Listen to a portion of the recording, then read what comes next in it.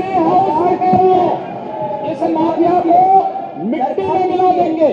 सरकार किसी है, सरकार किसी है, गफलत में हो, ये माफिया है, इनको मिट्टी में मिलाने का काम करेंगे। अपराधी आप हैं, अपराधी दूर कर अपराधी। एक भगवाधारी सन्यासी जब संकल्प धारण करता है तो प्रकृति भी उसका साथ देती है, जैसा कि यूपी के सीएम और गोरक्ष पीठाधीश्वर योगी आदित्यनाथ ने संकल्प धारण किया था और एक और माफिया मिट्टी में मिल गया है। और इस बार उसकी मौत का कारण बाहरी नहीं बल्कि आंतरिक रहा है। पूर्वांचल के आतंक के तौर पर पहचाने जाने वाली माफिया सरगना मुख्तार अंसारी की दिल के दौरे से मौत हो गई। उसके गुनाहों की फहरिस्त बहुत लंबी थी। उसने पूरी जिंदगी मासूम लोगों की जान से खिलवाड़ किया था। वो जराइम की दुनिया का बेताज बादशाह था। अपहरण, हत्या, शराब और हथियार का अवैध कारोबार, जबरन वसूली, जमीनों पर अवैध कब्जा उसके लिए बाएं हाथ का खेल था। मुख्तार का मन इतना बढ़ा हुआ था कि उसने वरिष्ठ पुलिस अधिकारियों को भी अपने जुर्म का निशाना बनाने से चूका नहीं और कई प्रतिष्ठित अधिकारियों की जिंदगियों को नर्क बना दिया। मुख्तार के खिलाफ कार्रवाई करने वाले डीएसपी शैलेंद्र सिंह को तो इतना प्रताड़ित किया गया कि उन्होंने नौकरी से इस्तीफा ही देना बेहतर समझा। मुख्तार ने ही भाजपा विधायक कृष्णानंद राय की बर्बर हत्या करवाई और उनकी स्वाभिमानी हिंदुत्व की प्रतीक ब्रह्मशिखा यानी चोटी कटवा दी। इसी से जानिए कि मुख्तार कितना हिंदुत्व विरोधी था।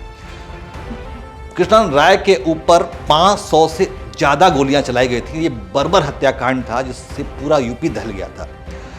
मुख्तार अंसारी के ऊपर समाजवादी पार्टी के तत्कालीन सुप्रीमो मुलायम सिंह यादव और बसपा अध्यक्ष मायावती का वरद हस्त था। वो भी तब जब मुख्तार के ऊपर हत्या के 14 मामलों समेत 63 केस चल रहे थे।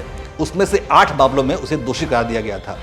मुख्तार के जराइम की कहानी शुरू होती है 1978 से, जब मुख्तार सिर्फ 15 साल का था। तभी उसने अफराद की दुनिया में कदम रख दिया था।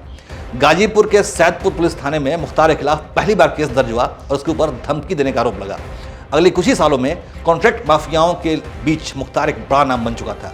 साल 1986 में गाजीपुर के मोहम्मदा थाने में उसके ऊपर मर्डर का पहला मुकदमा लिखा गया। इसके बाद उसके गुनाहों की फहरिस्त लगातार लंबी होती चली गई और देखते देखते सिर्फ एक दशक यानी 10 साल के भीतर कई संगीन धाराओं में उसके ऊपर 14 केस दर्ज हो गए।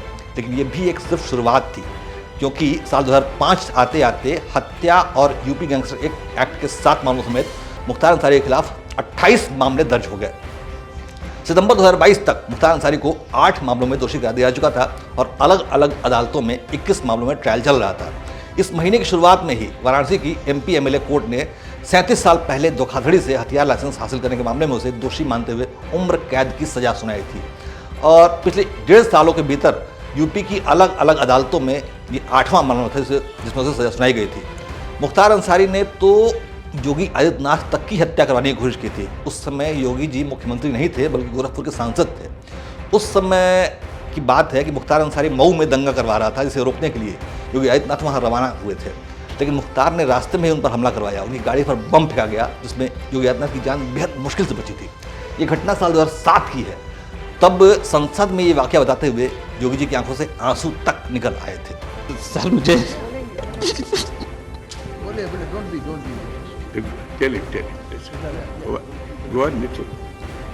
पिछले कुछ समय से महोदय राजनीतिक विद्वेष के तहत मुझे जिस प्रकार से राजनीतिक पूर्वाग्रह का शिकार बनाया जा रहा है, मैं केवल आपसे यह अनुरोध करने के लिए आया हूं, क्या मैं इस सदन का सदस्य हूं या नहीं हूं, और क्या यह सदन मुझे संरक्षण दे पाएगा या नहीं दे पाएगा। मुझे संरक्षण नहीं दे सकता है तो मैं आज ही सदन को छोड़ करके वापस जाना चाहता हूं।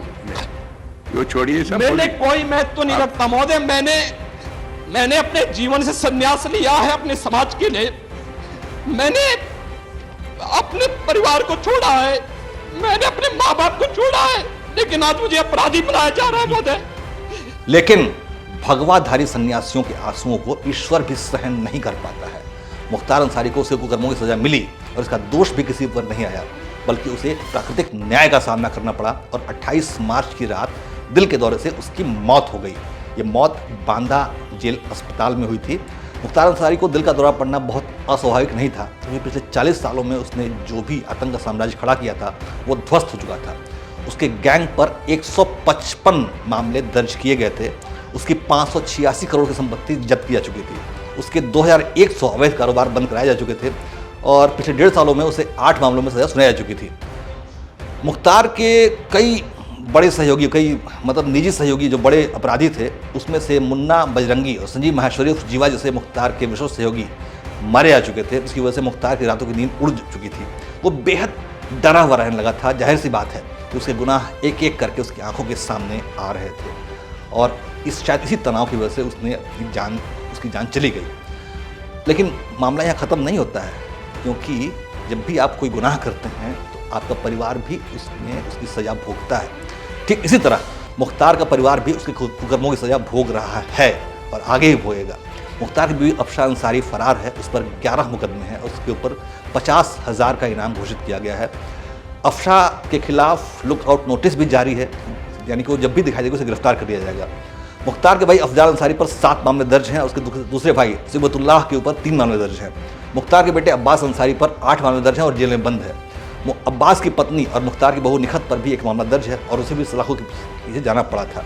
मुख्तार का छोटा बेटा उमर अंसारी जो है उस पर भी 8 मामले दर्ज है। यानी मुख्तार ने जुर्म का जो रास्ता इख्तियार किया था, उसने उसके पूरे परिवार को बर्बादी के कगार पर डाल दिया।